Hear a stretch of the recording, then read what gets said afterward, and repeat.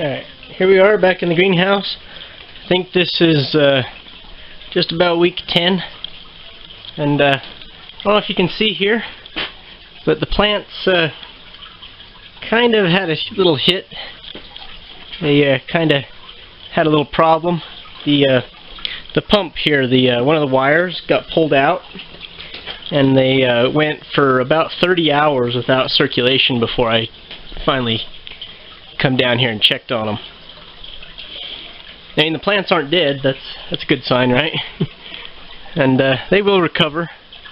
And then this is just a little while after I turn the water back on, and they've already perked up. You can see I've been munching on a cucumber too. And these sunburned cucumbers actually seem to taste better. I think they're crisper and sweeter. So there's that. I do have a nice big tomato right there that I can harvest.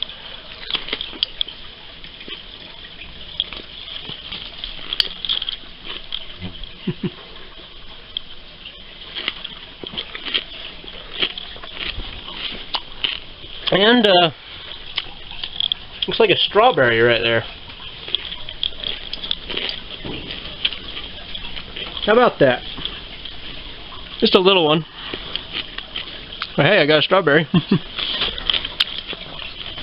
Another issue I had is I think because the pump wasn't running and the water wasn't getting aerated, another fish died, so now I've only got one more fish.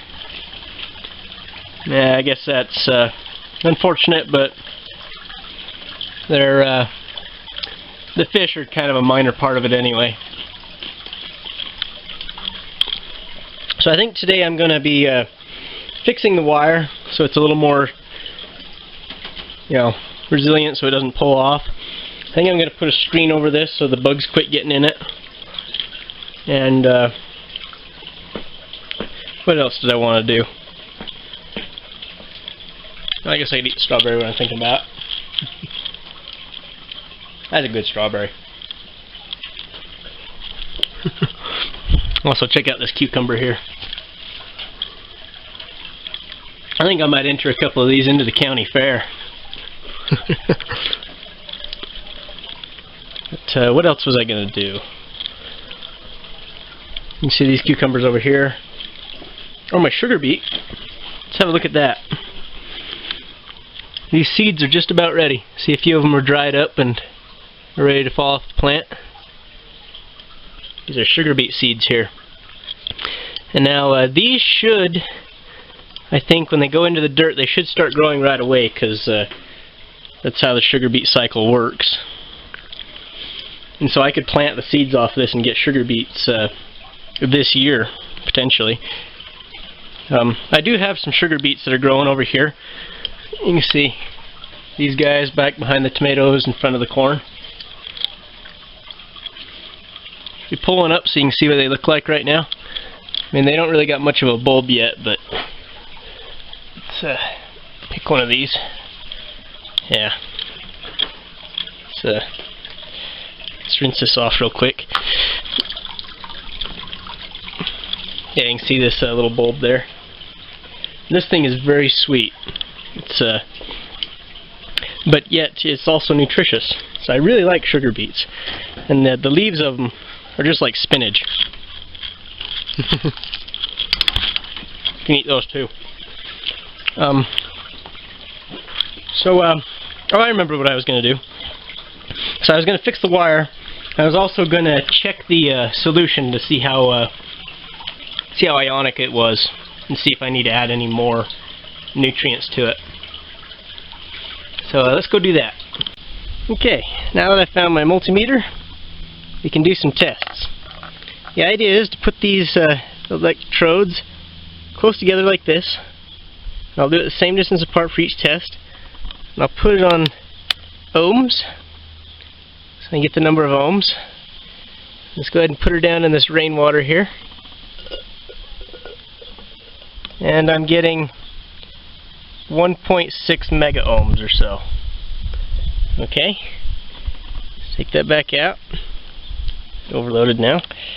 I'm going to add this 5 grams of sodium or potassium nitrate here.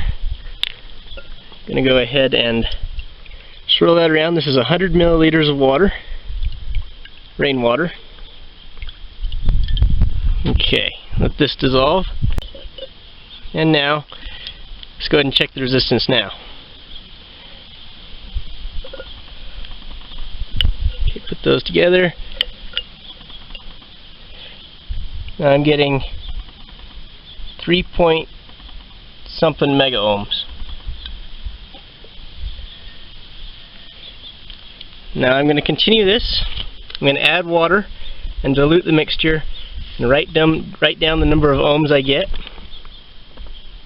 And that way, when I stick these into my solution, I'll have a handy little table to look at to figure just how concentrated my solution is. It won't be perfect, but it'll give me a rough idea. Alright, this is kind of strange, I'll admit. See, I got the fresh water here.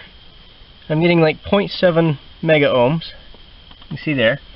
I take these, put it directly over to this, and I'm getting 2.8 mega ohms.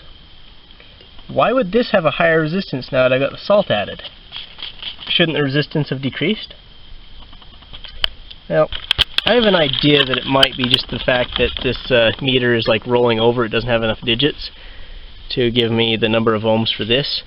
So let's go ahead and add this fresh water to this and dilute it and see if that should decrease the or increase the resistance as well. So remember, that was like 2 point something mega ohms. Now it should be higher. Now I've got half the concentration, right? Nope. Maybe this is not a way I can do it, huh? Okay. Okay. Electrodes in solution. 1.8 mega ohms. I'm going to pour in more water.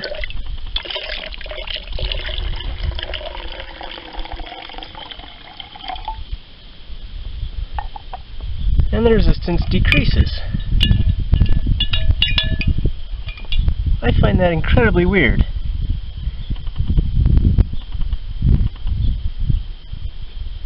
Why would adding more fresh water decrease the resistance? Well, I'm going to have to do a little more research or something. I thought this would work, but it's not looking like it. So let's give up on this for now and go to the next part of my project. Alright, see that? I got a new cord hooked up to it. That ought to work much better. This was a 300-foot blasting cable, and everybody and their dog would trip over it. Now, I got a 15-foot cable. That ought to do much better. Now, as for the bugs that keep getting in the water, I have a pretty radical solution to it.